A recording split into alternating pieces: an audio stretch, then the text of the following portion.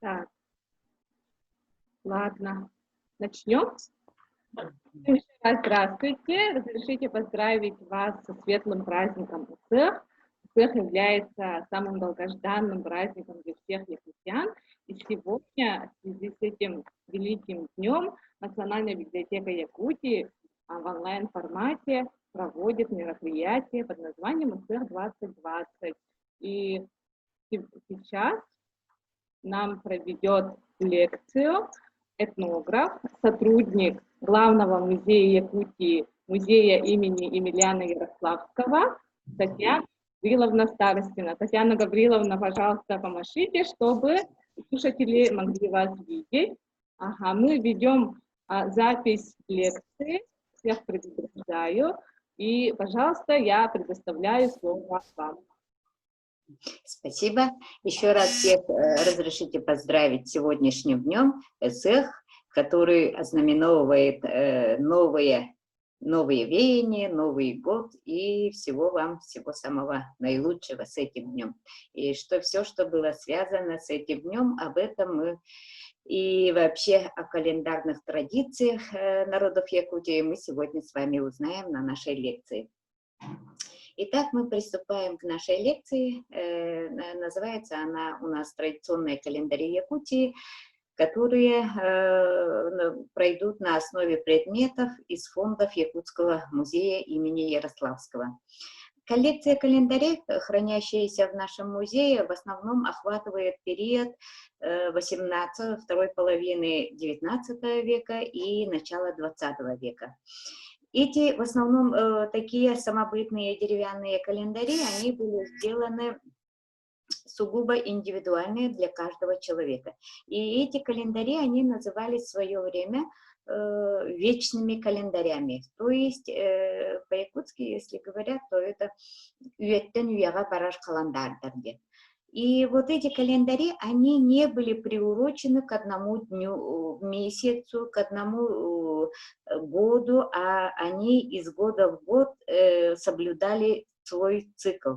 И этим они как бы олицетворяли цикличность мировосприятия якутов. Когда человек думал, что все в природе возобновляемое, все обычно обратно приходит, и вот эта цикличность, оно и дает представление вот именно в таком календаре, традиционном народном календаре, который считал, что все, что происходит, оно имеет свой конец и начало, и оно идет в возобновляющем ритме. И поэтому вот эти календари, они появились в основном деревянные календари, о которых мы сегодня ведем речь, они появились во второй половине XIX века. Связано это с основном с массовой христианизацией местного населения в Якутии.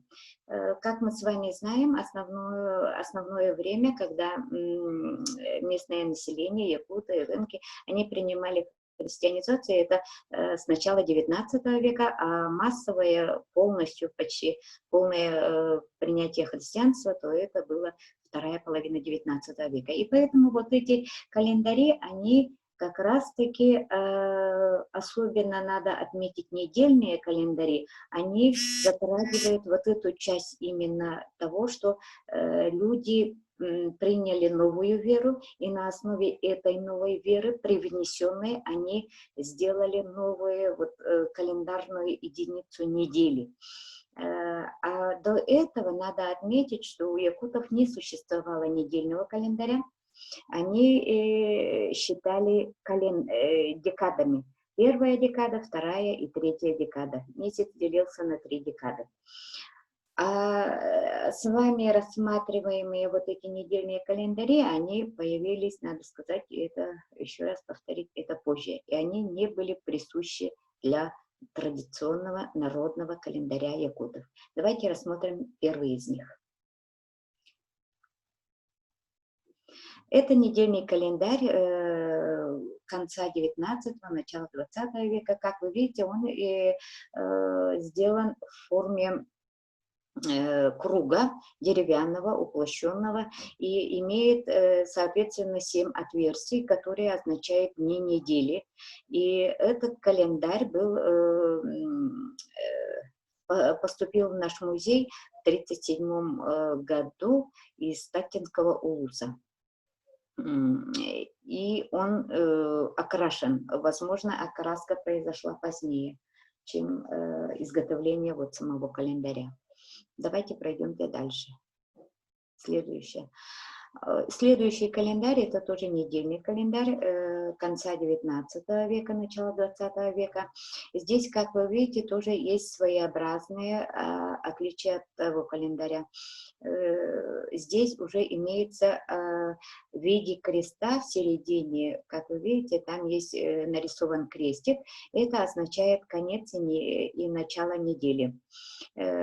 Подсчет дней недели велся по часовой стрелке, и таким образом первый день недели, понедельник, то есть отверстие получалось вот именно первое с правой стороны вот это отверстие от креста получалось. И по часовой стрелке отмечали специальными вставляемыми палочками, которые были подвешены с верхней части, обычно привязывали ее к ровдужной веревке. Это календарь, он отличается от первого. Если мы видели, он был крашеный масляной краской, то второй календарь, он отличается тем, что был изготовлен из красочный слой был изготовлен из природных материалов. Был окрашен в черный цвет, но это он просто со временем такой истертый вид получился. А так он, видимо, был черного цвета, окрашенный березовым наростом, тумса называется. Березовый нарост, который черного цвета, ее сушат, расталчивают и потом смешивают ее с маслом и наносят в виде краски, которая пропитывается на дерево. И таким образом якуты использовали ее как довольно-таки прочную, хорошую краску, которая придавала особый колорит дереву, сохраняла его текстуру, но в то же время она подчеркивала вот ритмичное движение самого вот этого дерева, структуру дерева. И поэтому, на мой взгляд, вот такое вот сочетание дает какой-то аутентичный характер для этого изделия. И он поступил в наш музей в 1975 году в результате экспедиции сотрудника Общества охраны природы в 1975 году. Поступил он из села Нахара Микино-Кангаласского улуса. Так, давайте следующий календарь. Этот календарь поступил нам в 1927 году в результате экспедиции Виктора Николаевича Васильева. Входит в состав его тунгусской коллекции. Стало быть, это венкийский календарь. Поступил он из Алдано-Майского района, который сейчас ныне носит название Усть-Майского района. И этот календарь, в отличие от тех предыдущих календарей, если у них имелось только отверстие, то в этом календаре, как мы видим, в виде колеса, да, и по кругу расположены первые буквы дней недели. Написаны они карандашом, химическим карандашом, а обозначались они следующим образом. В середине, как вы видите, там имеется отверстие, и к этому отверстию была прикреплена деталь в виде фигурки птицы. И эта птица, передвигаясь, она указывала вот данный текущий день. Понедельник, вторник, среда, четверг, пятница. Неделя заканчивается, и наверху нанесено на воскресенье. Следующий календарь, пожалуйста. И еще надо было сказать относительно тех календарей. Размером они особо большим не отличаются. Размер их колеблется от 15-12 в диаметре. Они не такие уж большие календари. И вот такие вот календари, они бытовали, как мы еще раз скажем, в конце 19 века и в начале 20 века. Давайте рассмотрим следующий календарь. Так. Следующий недельный календарь – это интересный по своей форме. Он сделан в форме церкви, и который подчеркивает еще раз, что вот недельное исчисление принято именно после принятия православия. Поэтому, вот, подтверждая то, что мнение, допустим, некоторых исследователей, можно вот этот календарь, он подтверждает, что у нас, у якутов, то есть, не было понятия недели. И месяц делился на декады. А этот календарь, он сделан в форме церкви, имеет 7 отверстий, в которые вставлялись палочки, и довольно-таки он размером небольшой, высота 17 сантиметров, ширина 5,5 сантиметров. И она довольно-таки плоская, не больше 1 сантиметра толщины. И вот этот церковный вот, пласт, который наблюдается у этих недельных календарей, мы увидим еще в следующем варианте календаря. Будьте добры, следующий. Это календарь конца 19 века написан у нас, и как в наших документах написано, и он настенный календарь написан. Также он окрашен, и в отличие от других календарей, здесь присутствует 8-конечный крест, который используется как церковный атрибут. И под крестом в традициях православной веры там есть изображение Адамова головы и кости внизу, если хорошенько присмотреться. А по основному полю имеется 7 отверстий, которые обозначают дни недели. Также к верхнему краю подвешивалась палочка, которая вставлялась в эти отверстия, и отмечались дни недели месяца. Таким образом, еще раз хочу вам сказать, что недельный календарь как таковой, он не был характерен для якутов, эвенков, он был привнесен благодаря православной вере, которому основная масса людей уже была принята во второй половине XIX века. И вот такие вот интересные нюансы подтверждают еще вот такими вот особенностями календарей, которые мы с вами видим, именно второй календарь, недельных календарей XIX века, которые напрямую указывают свое происхождение, показывая, что это привнесенный вид летоисчисления. Давайте посмотрим следующий. Так, следующий вариант календарей – это недельно-месячные, а вообще существовали месячные календари отдельно от недельных, но перед вами совмещенный календарь недельно-месячный конца 19-го, начала 20 века. Сделан также из дерева, из 2 слоев дерева. Верхняя часть деревянная, она вся ажурная, а задняя сторона вот этого календаря, она плоская, без украшений. И между ними вставлена в виде декоративного элемента слюдяная вставка, которая делает вот этот календарь довольно-таки изящным, особенным. И здесь отмечаются вот такие вот недели. Недели отмечены в центре, в большой розетке в центре вставлялась стрелочка, которая указывала на дни недели, которые были сделаны в виде 7 розеток второго круга. Если хорошенько посмотрите, там есть 7 розеток на втором круге. А во внешнем круге имеется 37 отверстий. Это уже месяц, означает этот месяц. И вставлялись вот в эти отверстия палочки, которые обозначали дни месяца уже. В любом случае, если даже месяц, если мы знаем, что месяц заканчивался 30-м днем, то так как этот календарь был рассчитан на все месяцы, то он имеет, естественно, 31 отверстие. Этот календарь поступил нам в 30-х годах в наш музей. Давайте следующий, пожалуйста. А теперь мы с вами приступаем уже к годовым календарям.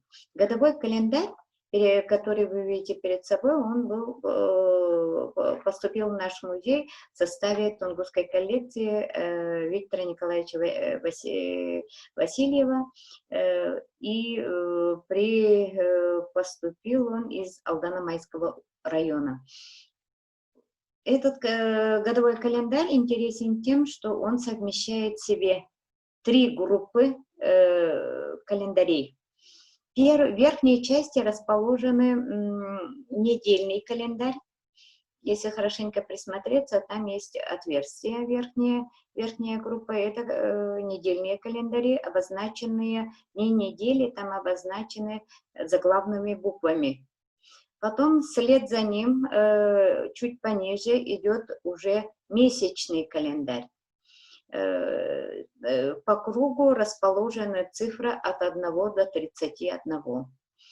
А уже третья группа этого календаря – это нижняя часть, где имеются отверстия, 12 отверстий по 12 месяцам года. И написаны и их названия карандашом, и сколько дней в этом, количество дней в месяце. Этот календарь отражает вот такой вот совмещенный календарь, который в себя вобрал все способы измерения времени. И неделю, и месяц, и целый год. И, как мы отмечали ранее, он не менялся. Он был из года в год одним и тем же календарем. Следующий, пожалуйста. Еще один интересный календарь – это пасхалец, годовой календарь, ивенкийский годовой календарь. Он сделан из моржовой кости, поступил в наш фонд музея в 1913 году из Булунского, ну, как мы сейчас говорим, из Булунского района, а тогда был поселок Булун. Так и назывался поселок Булун. Поступил он в 1913 году. Особенность этого календаря, она такая шестигранная, сделана из моржовой кости, шестигранная. На каждой грани нанесены вырубки именно по дням, по количеству дней в месяце. Но одна грань совмещает 2 месяца. Если и читался этот календарь справа налево, первый месяц, допустим, январь и февраль, а граничат они вот в середине имеется выемка зигзагообразной формы. И вот как бы вот зигзаг, он показывает, откуда, как читать справа налево, сперва читается, а потом слева направо. Вот таким зигзагообразным образом можно было прочитать этот календарь. И также в этом календаре нанесены графические обозначения этих календарных дат. Календарные даты вносились как церковные, так и семейные праздники. Церковные праздники принимались только те, которые были в обиходе у данного группы населения, людей. А принимали не все календари, были они идентичные. Некоторые церковные праздники в этих индивидуальных календарях отсутствуют. Есть, а другие зато внесены другие свои собственные календарные обозначения. Это могут быть и семейные праздники, как дни рождения хозяев и их детей, или какие-то памятные даты, и поэтому они были сугубо индивидуальными, как мы видим вот в данном календаре, имеющем графические обозначения. Расшифровывается этот календарь следующим образом. Если вы там сможете присмотреться, в верхнем правом углу есть кружочек в виде солнца. Это отмечается, таким образом они отмечали день первого появления солнца после долгой зимней зимы на севере, когда отступает уже полярная ночь и появляется солнце. И вот в виде круга они обозначали вот такие вот знаменательные для своего ведения хозяйства, для свои какие-то астрономические наблюдения тоже вносили. И поэтому вот такие вот календари, они сугубо индивидуальные. Поэтому думать, что они прямо сразу можем прочитать их, и это довольно-таки сложно. Так, и следующий, пожалуйста, календарь. Следующий календарь – это уже годовой календарь начала 20 века.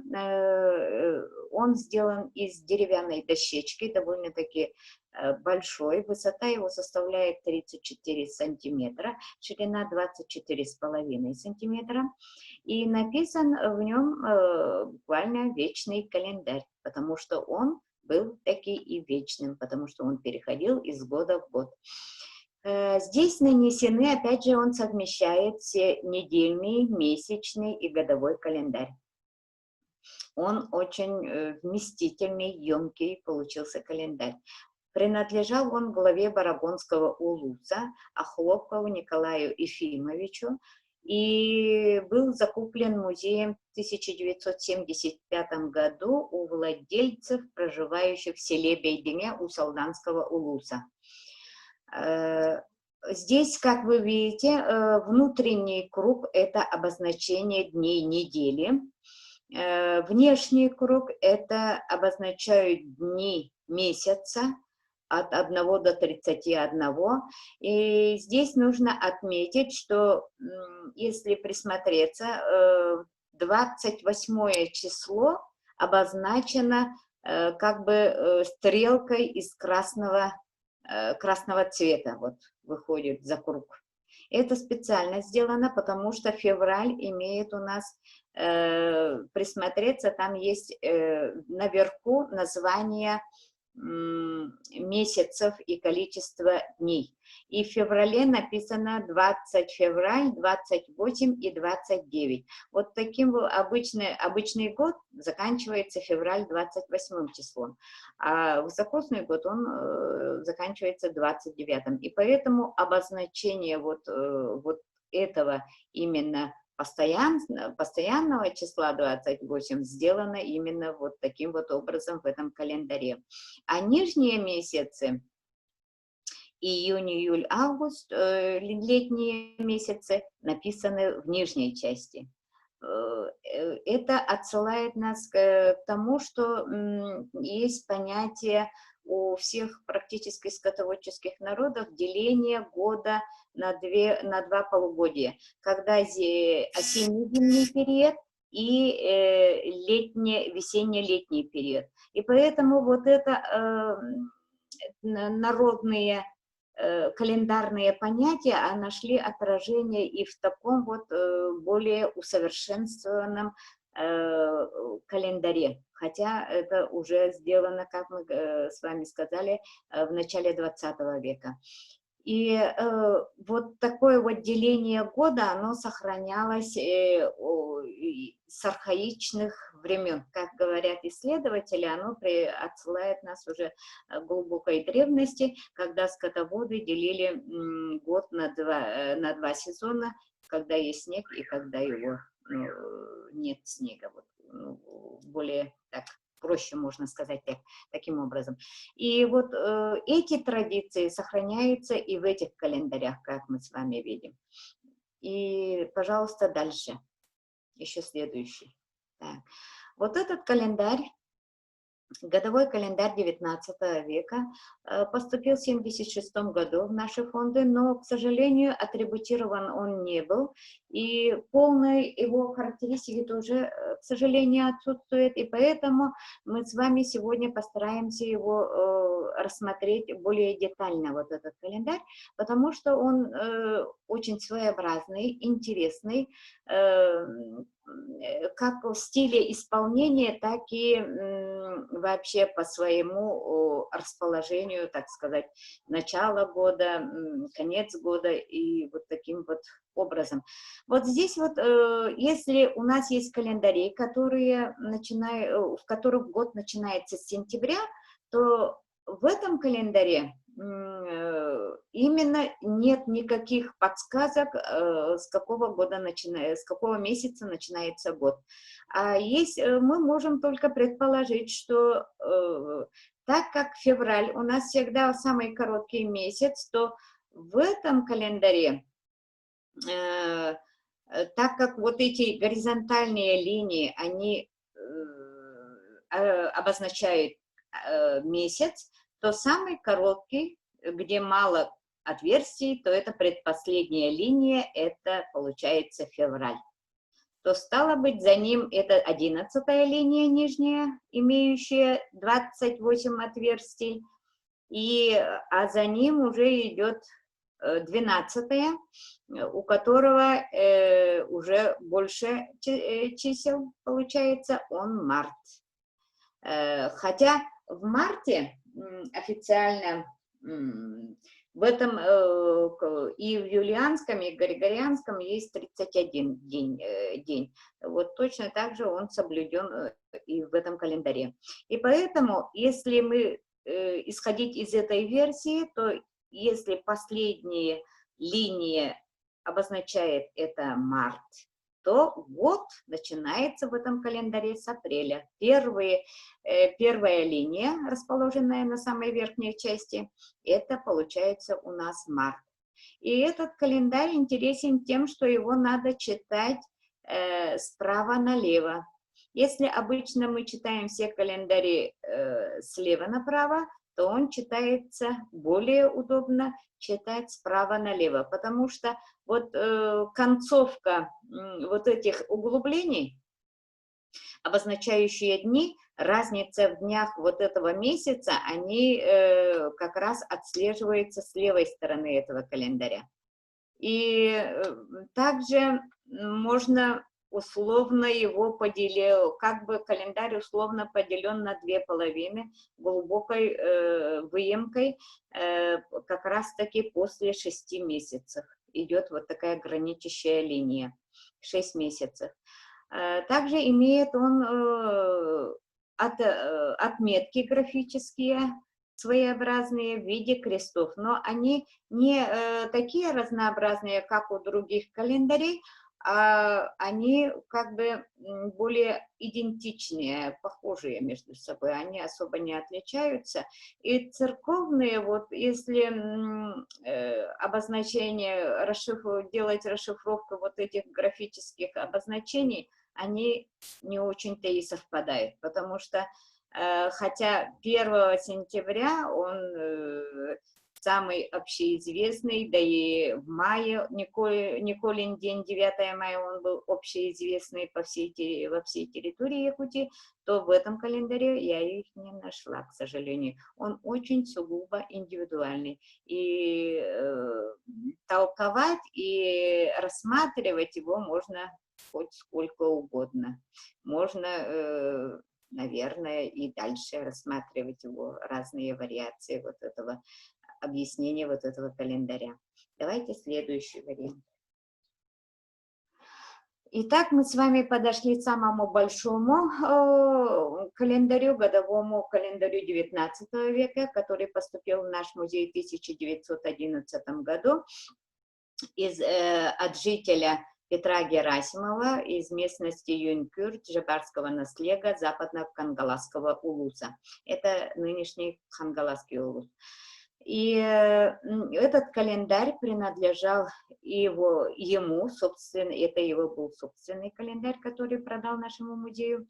И этот календарь отличается тем, что он выполнен очень хорошо и сохранился в идеальном состоянии, можно сказать. И сперва рассмотрим его внешнюю характеристику, форму. Он сделан из простой деревянной дощечки, и на обороте вы можете видеть, как он имеет две планки. Эти планки вставляются специально для того, чтобы дерево не деформировалось в последующей эксплуатации и выдерживало свою первоначальную форму. И по-якутски это называется нарба. Вот эти деревянные планки. Такие же деревянные планки есть и у дверей, юрты, балаган, калханагар. Такие же аннарбата называется. И вот эта техника, она позволила сохранить в хорошем состоянии вот этот календарь. Этот годовой календарь, как вы видите, он разделен на 12 горизонтальных полос, обозначающих год. Год в традиционном календаре у якутов состоял из 12 месяцев. Год называли по-якутски сыл или төгөрөк-сыл, обозначая тем самым, что он цикличный, он идет из года в год, төгөрөк-сыл, замыкающий круг получается. И этот годовой календарь, он разделен на 12 вот этих горизонтальных полос, которые в свою очередь разделены все буквально сверху донизу на 3 графы, вот такие вот 3 столбца. Это и есть декады. В понятии недели, как я вам говорила, у якутов не существовало, а были понятия вот декады. Вот как раз вот эти декады и отображены вот в этом календаре.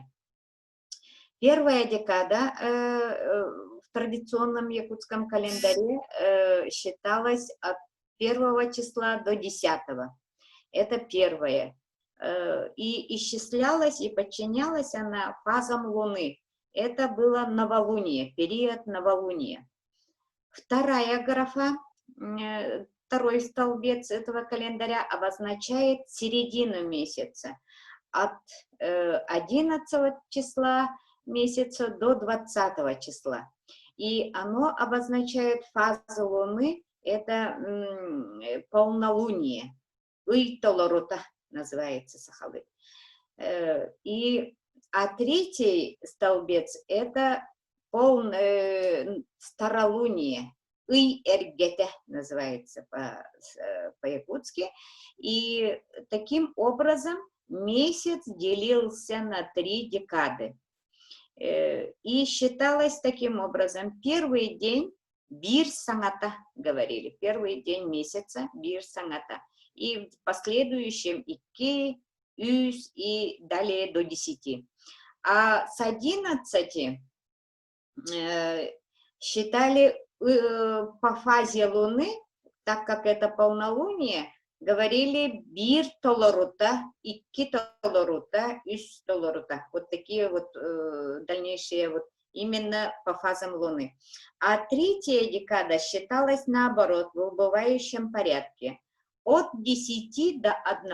30-й день это был бир-эргете, допустим. А 20-й день в календаре говорили образно. У якутов вообще образное восприятие очень, видимо, развито, и поэтому вот эти дни календарные дни месяца, они называли своеобразными вот такими названиями, не только цифрами, но и еще образное вот такое вот словосочетание было. 20-й день числа месяца называли Каптейбута. И также и другие вот такие вот были образные названия вот дней в календаре. И таким образом, как мы видим, в этих старинных календарях год делился, самое минимальное деление времени, это, как мы знаем, это сутки. Хонук.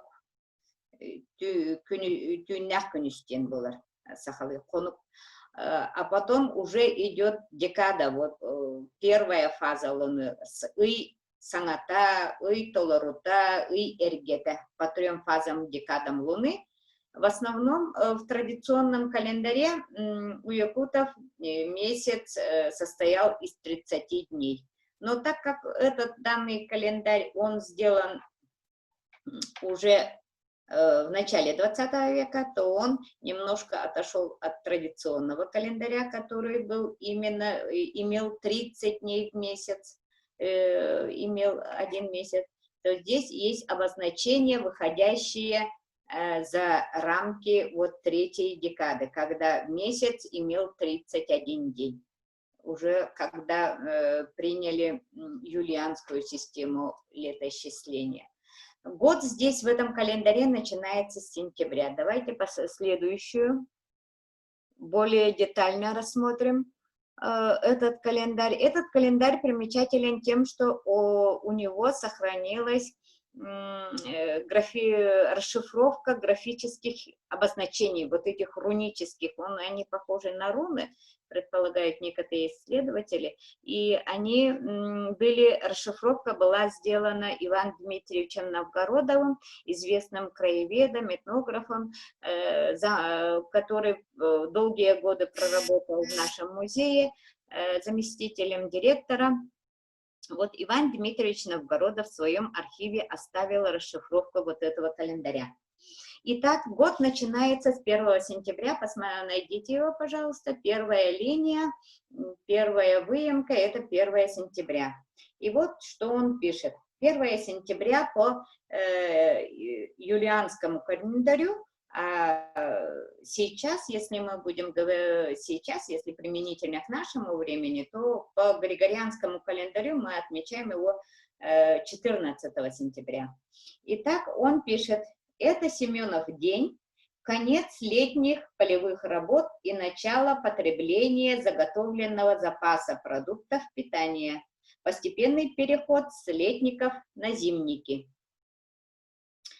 Так, и таким образом уже в сентябре, как мы узнали, в сентябре заканчиваются основные сенокосные работы и начинается переезд с летников на зимники. Следующий расшифрованный день этого день месяца сентября, это 14 сентября. Пожалуйста, тоже можете найти, там посмотреть дальше по графе. Это называется Исаакиев день. Завершается переезд в зимники. Уже постоянный переезд в зимники, оказывается, получается. 14.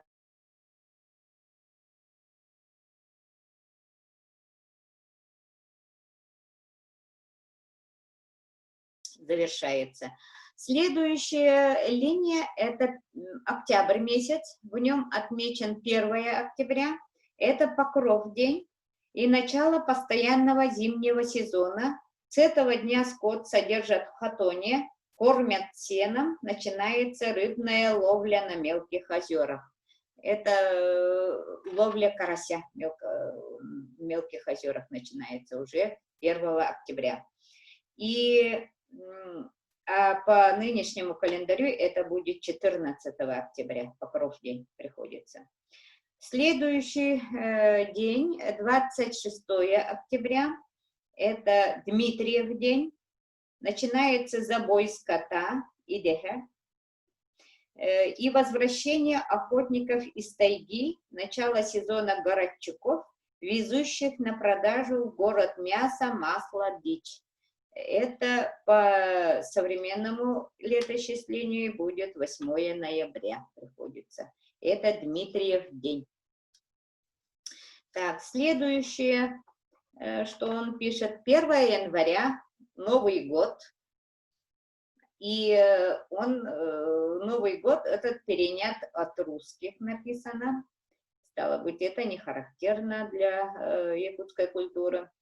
А следующая отметка 18 января. Он сказал, что это середина зимы, записано, середина зимы. А теперь по григорианскому календарю это 31 января переносится. Стало быть, у нас середина зимы 31 января. А 25 марта отмечено как Благовещение. Чуйчах уятут туваткуне. Сейчас это отмечается 7 апреля. Также 23 апреля по старому календарю, 23 апреля находим, там ниже есть. И 23 апреля отмечен у него Дюбюреев кюне, Егорьев день, день святого Георгия, покровителя скота. В этот день обычно подносили свежую молочную пищу и угощались свежими молочными продуктами и особо почитали этот день как покровителя скота. Также есть графическое обозначение Николина дня, это 9 мая. Николин день по старому стилю приходился на 9 мая, а по современному стилю это 22 мая получается. И что здесь пишет Иван Дмитриевич Новгородов? Николун, Николин день, переход на лето, начало весенних полевых работ, начало найма батраков на летние полевые работы, начало ледохода и летнего плавания. Плавание это в смысле как судоходство, начало судоходства. Это в первой декаде мая получается. 29 июня считалось Бетурюккюне, день Петра и Павла. Это начало сенокоса, вообще сезона летних работ. В этот праздник всегда проходил многолюдно с национальными танцами и играми, отмечено у Ивана Дмитриевича Новгородова. Сейчас Петров день приходится на 12 июля уже. Также еще отмечали 8 июля по старому стилю, по новому стилю 21 июля, Прокопьев день, начало массового сенокоса. И также отмечали 20 июля, а сейчас по новому стилю это 2 августа, Улджин-күне, или день. Также есть графическое обозначение 1 августа, последняя графа календаря. 1 августа обозначает Бастака Испахов, первый Спасов, когда полное вызревание хлебов и массовые его уборки, появляется мучная пища нового урожая, сбор ягод голубицы и черной смородины. Также последнее уже графическое обозначение, расшифровка, дается на 6 августа, Ортоку Испахов, 2 Спасов, время метания стога и скирдования хлеба. Вот такие вот обозначения, расшифровка графических обозначений вот этого календаря мы взяли благодаря архивным материалам, которые хранятся в Национальном государственном архиве республики. И благодаря вот этим материалам можно установить, когда же действительно какие праздники именно были в ходу у якутов во второй половине XIX века, какие церковные праздники были приняты праздновать и какие, оказывается, остались как бы не задействованные в хозяйственной деятельности. Еще раз хотелось бы отметить, что это календари были особенные. Некоторые графические обозначения в этом календаре не расшифрованы. Видимо, сказывается то, что эти календари были сугубо семейными. Возможно, эти календари, обозначения, которые не расшифрованы Новгородовым, они имеют отношение к семье, одной семье, и означают дни рождения хозяев, их детей, или их знакомых, или какие-то семейные праздники, особые даты. И поэтому вот такие вот календари, они интересны как сам материал, который дает нам право рассмотреть ход жизни людей конца XIX века, начала XX века. И такие народные календари, они сохранили свои исконные исторические корни в том смысле, что хотя общее принятие православия и происходило, но историческое знание народа и общее осмысление своей собственной истории, оно отражалось в этих календарях и находило, и не видоизменялось, особого видоизменения не получало, потому что все равно жизненная деятельность, хозяйствование подчиняли весь календарный год хозяйству человека. И поэтому вот именно вот праздники, церковные праздники были приняты только те, которые имели отношение к хозяйству якутов и эвенков.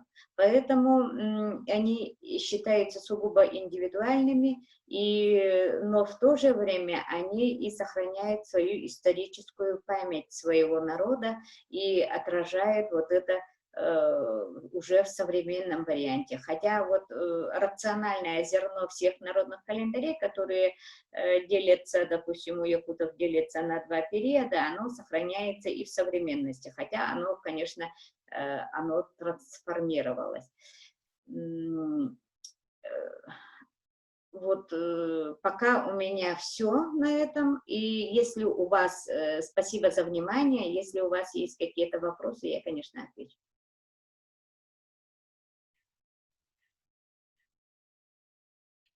Так, у нас были... Спасибо большое. Там в чате вопросы. Лучу. Так, здравствуйте, с праздником УСР. Интересно, что календари встречаются не так часто, то есть были только у единиц. Возможно ли, что календари были только у определенных людей, например, у учителей или у главы деревни или тому подобное?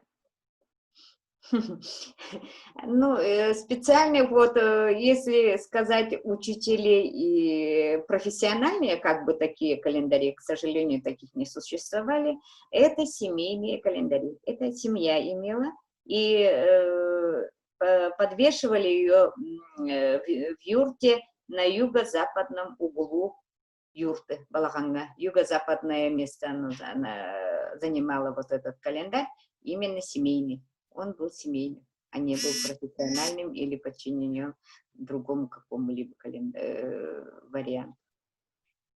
Так, спасибо. Еще следующий вопрос. 21 июня никак не обозначали, то есть день успеха. Да, вот именно в этом календаре, нами рассматриваемом, его не было. Хотя я искала вот этот календарь, возможно, он каким-то образом был отмечен, нет, его нет. Вот именно этой отметки 21-го, к сожалению, нет. Но из того, что написал Новгородов в своей расшифровке, третьей декаде именно, где он сказал, что это начало летних полевых работ, сенокоса, и начинается массовое гуляние, там, ну, не гуляние, а в смысле, так, сейчас скажу,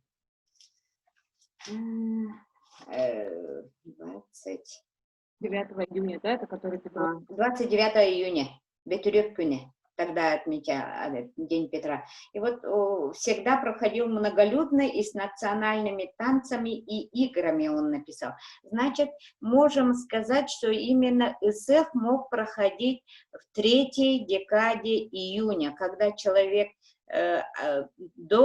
когда человек занимался имел время, свободное время до сенокоса, именно до сенокоса. В это время со второй половины июня у него была возможность, потому что до 10 июня где-то завершались переезд зимников на летники. Поэтому и там свои календарные обрядовые праздники тоже были. В это время происходили, когда приезжали в летник, Сейлых, они в первую очередь проводили обряд очищения и заранее специально отправляли группу женщин, которые убирались в Сейлыке, и проводили своеобразный обряд. И сити баита и тому прочее были обряды. А вот именно Исех, он отмечался уже во второй половине июня. Именно к какому-то одному числу он не был, к сожалению, вот судя по этим календарям, он не был приурочен ни к одному такому дню. Уважаемые слушатели, если у вас есть вопросы, пожалуйста, включите свои микрофоны и можете задать.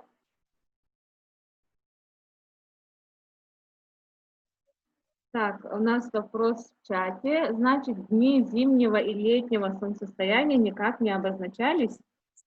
Да, как таковые дни летнего и зимнего вот такого и весеннего равноденствия, весеннее и зимнее равноденствие, собственно говоря, и летнее и зимнее вот такие вот не обозначены никаким образом. Хотя якуты считали, что это есть понятие кылгаскүн, самый короткий световой день, когда начинается от этого дня считали кутуякамытынан күн уху, и вот летнее, когда максимальный световой день, они хотя знали, но в этих календарях они, к сожалению, не дали отметки. Возможно, у других календарей есть, которых мы не знаем. Так что у нас больше 10 календарей, где-то 15, что ли, календарей, но у них, к сожалению, вот таких вот графических объяснений очень мало. Так, тут еще вопрос. Кажется, у якутов было около 10 видов исехов, и ни один не отмечался в календаре. Это вопрос. Ну, десяток исехов не было, и было у якутов 2 вида исеха, это летний и осенний исех существовал, но и они не были привязаны ни к одному дню, потому что исех в том понятии, общенациональном понятии, как мы сейчас знаем, он не проводился. Исехи проводили те люди, семьи, рода, которые могли себе позволить позвать большое количество людей, покормить их всех мясом и дать достаточно кумыса. Но, к сожалению, не все могли себе этого позволить. Это надо было быть достаточно богатым человеком, чтобы за один день вот так хорошо угостить всех. Так, еще вопрос. Календарь якутов связан с понятием быка холода? Еще раз? Календарь якутов связан с понятием быка холода? Бык холода, да, есть понятие бык холода, да, но он именно не к календарю привязан, а вообще к понятию, да, зимы, скорее всего, он привязан к понятию зимы, зимнего периода календаря. Вот именно к зимнему периоду, когда у нас зима официально считается с октября, зимний период, и по конец марта. Вот это и бык зимы получается. Хочу в вашем лице поблагодарить и Якутский музей имени Емельяна Ярославского, который всегда принимает активное участие в нашем мероприятии. И большое спасибо вам за сегодняшнюю прекрасную, очень интересную познавательную лекцию. Всех слушателей еще раз от имени Национальной библиотеки Якутии поздравляем с светлым праздником СФ. Мы с вами не прощаемся, дальше у нас программа продолжается. В 7 часов встретимся на второй лекции тоже в Зуме. Лекция Александры Николаевны Прокопьевой, этнографа, сотрудника Института гуманитарных исследований о украшении бастына, о истории и значении бастына. Всем еще раз спасибо, до новых встреч, до свидания. Спасибо, до свидания.